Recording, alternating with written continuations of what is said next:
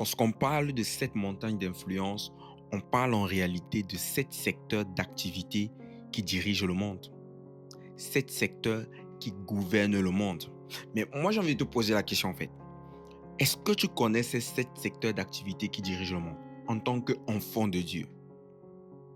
Est-ce que tu connais ces 7 secteurs d'activité? Quand Dieu te dit qu'il rendra ton nom grand, bon, réfléchissons. Tu te dis qu'il va rendre ton nom grand comment? Il va rendre ton nom grand dans quel secteur d'activité? Quel est le secteur d'activité que l'Église contrôle ou que les chrétiens contrôlent?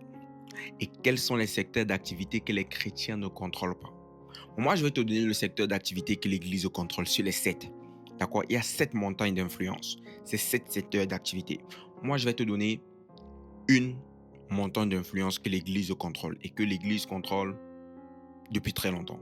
Et tu vas me dire dans les commentaires les 6 autres montagnes d'influence.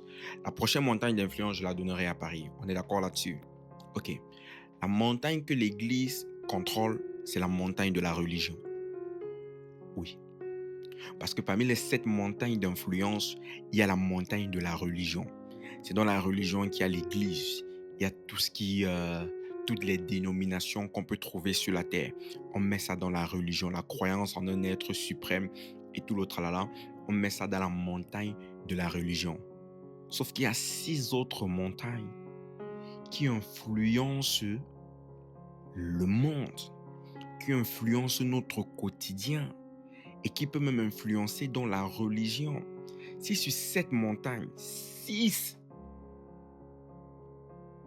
n'est pas contrôlé par les chrétiens ou par l'Église ou par des personnes qui ont de bonnes valeurs morales, comment est-ce que Dieu va t'élever?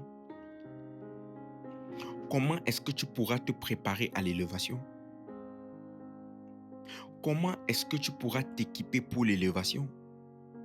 Dans quel couloir le Paraclétos pourra t'accompagner?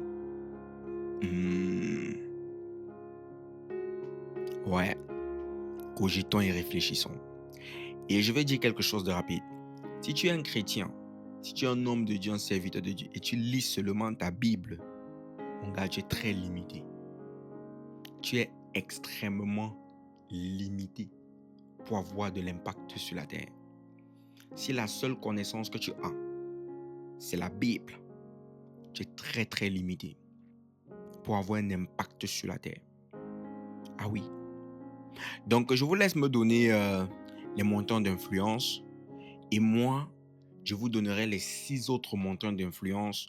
Non seulement je vous les donnerai, je vous les présenterai et je vous dirai comment les grimper et les posséder.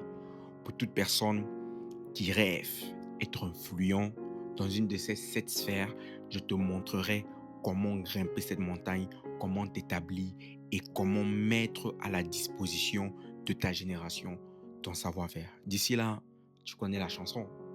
Inscris-toi et on se donne rendez-vous à Paris. À très bientôt. Allez, ciao.